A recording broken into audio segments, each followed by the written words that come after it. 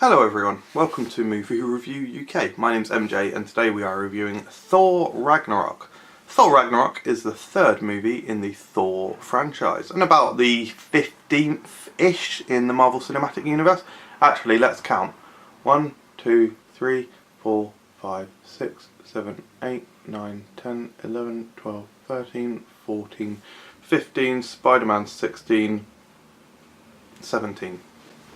I've sort of right. Thor Ragnarok is the 17th instalment in the Thor franchise and the third Marvel Cinematic Universe film overall. Wait.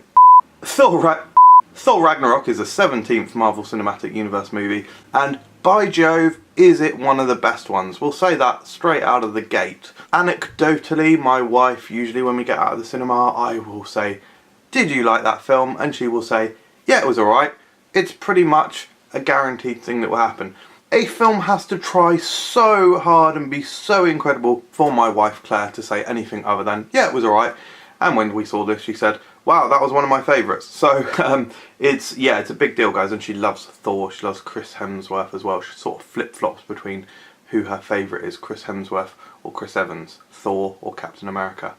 Anyway, this third instalment is directed by Taika Waititi. Ugh, foreign names. Awkward.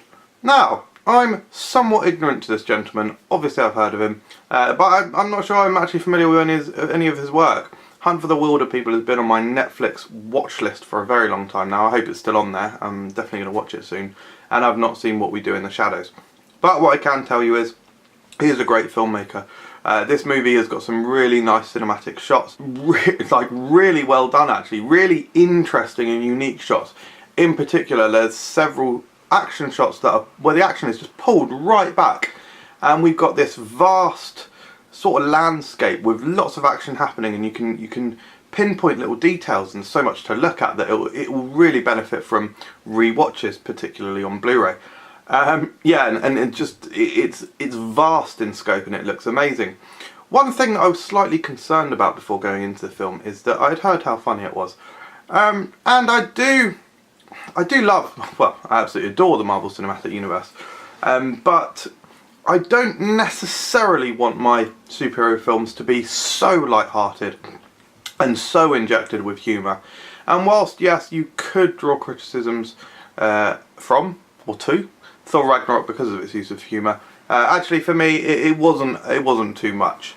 They could have made a slightly more serious version of the same story, but would it have been as entertaining? Probably not. There are some really bold characters in the film, such as Korg, who people always talk about after they've seen this film now, who is in fact voiced by the director. Won't try and pronounce the name again. It's got a great story as well. Quite, not convoluted, but there's a lot of story to get through here. And one of the things that I absolutely loved about it is the continuity in the film and how it fits in with the rest of the Marvel Cinematic Universe. It's a direct sequel to Age of Ultron, a direct sequel to Thor: The Dark World, and it picks up plot points from many films, including, of course, this is not a spoiler, it picks up some plot points from Doctor Strange, because of course there is a Thor cameo in Doctor Strange. And there was, especially as a big fan of the Marvel Cinematic Universe, or even as a casual fan who has seen all of the films and is aware of sort of the continuity and where everything is, there were some big questions that Doctor Strange cameo really left hanging, and all of them are completely answered absolutely perfectly well, so there's no issues whatsoever in that regard. The cast is fantastic, joining the usual suspects of actors who I already love and adore.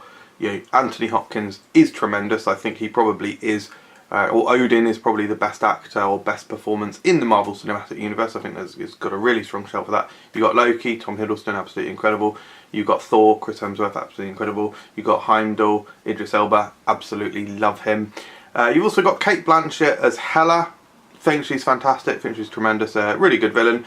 Certainly not the best villain in the Marvel Cinematic Universe, but she has got some fairly good motivations, and it's definitely not as weak as a lot of the other ones, so I liked her a lot, and I also liked her visually. I thought she was really good, and there's some really bold moments, including one very big spoiler that I will not say, that was spoiled for me beforehand by the absolute cesspit of ignorance and drivel, really, Comic Book Resources website. Awful, awful website. Unfortunately, just one of the very few comic book and nerd sort of news websites that there is, which is why unfortunately I'm still reading it. I haven't even touched on Mark Ruffalo yet, who plays Hulk. He is incredible, and there's a great amount of humour linked to him as well, and just the film is just tremendous, and what happens in it is big and bold, and again it kicks off the next sort of story threads for the Marvel Cinematic Universe, which makes it additionally exciting.